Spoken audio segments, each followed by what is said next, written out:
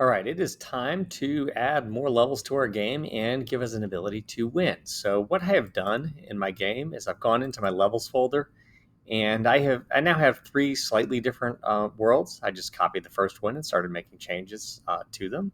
And what I want to do is get my game to play through all three levels, and when I finally clear the third level, then I will win the game. So I'm going to go ahead and get started here. So the first thing I'm going to do is let's go up to where we are kind of loading all our resources. And I'm just going to add another section here for levels. And I'm just going to make a variable, a list variable called levels. Let me get my window squared away here. And so it's going to be a list. And I'm just going to reference each of these files right here. So it's going to be assets / levels / and the first one is world1.json. And then I'll copy that. And we'll just paste it. And then close the list. And so, but now we're going to do world 2 and world 3. All right. So now we've got the levels loaded.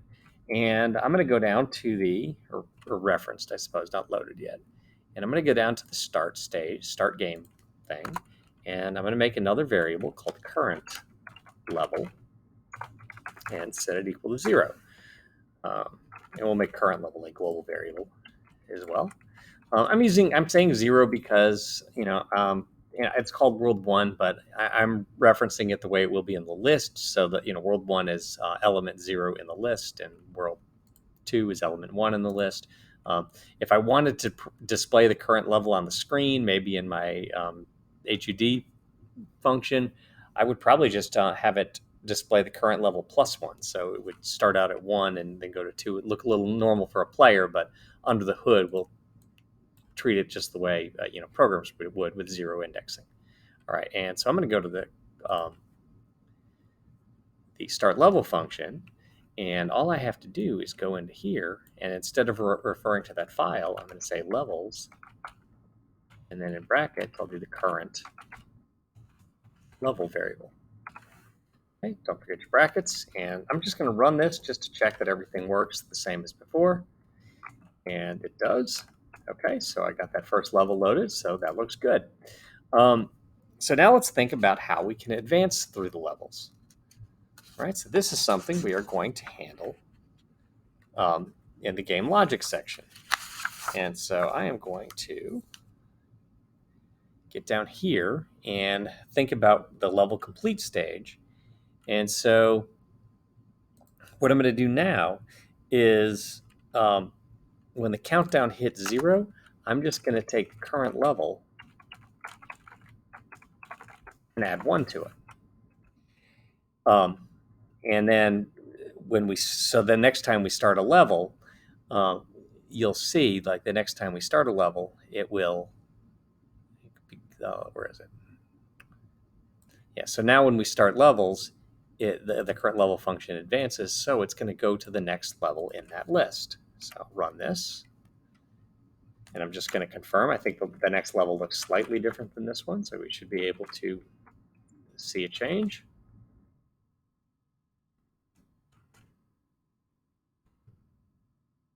Seemed to work, and there I got another platform up there, so this level is different.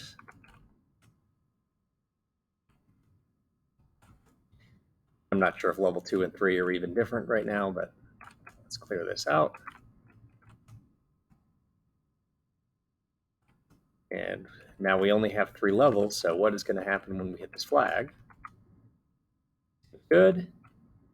And then we got a list index out of range because it tried to, we played levels 0, 1, and 2, and we tried to advance to level 3. And of course, I don't have a third level in my, right? I don't have an index of 3 in my list, right? So here's 0, 1, 2, and when we advance to 3, it conked out. So what I want to do now is figure out a way to get the game to have a win stage. So this is going to be real easy. I'm going to go down to do it kind of like the show lose screen and copy that, make it show win screen. And this time we'll make it say you win. And so now we just have to detect a win. So we'll do that back in the logic. And so before I call the start level function, what I want to do is just check. And I'll say if the length, or I'll say if the current level is less than the length of the levels list, then we'll start a level and set the stage to playing. And otherwise, set the stage to win. And I guess I didn't do that yet, so let me go up and do that. We'll go up to the top and we'll just add another win is equal to 4, right?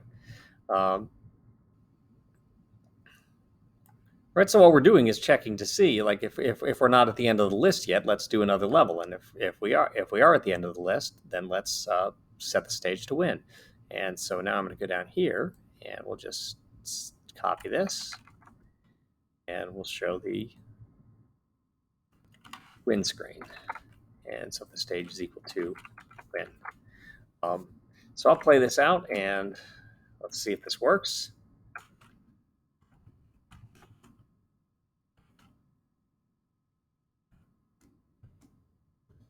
Try not to get hit by so many things this time. I'm going to test this out, but I got to make sure I actually get to the end. Here's level 2 complete, or I guess level 1 complete.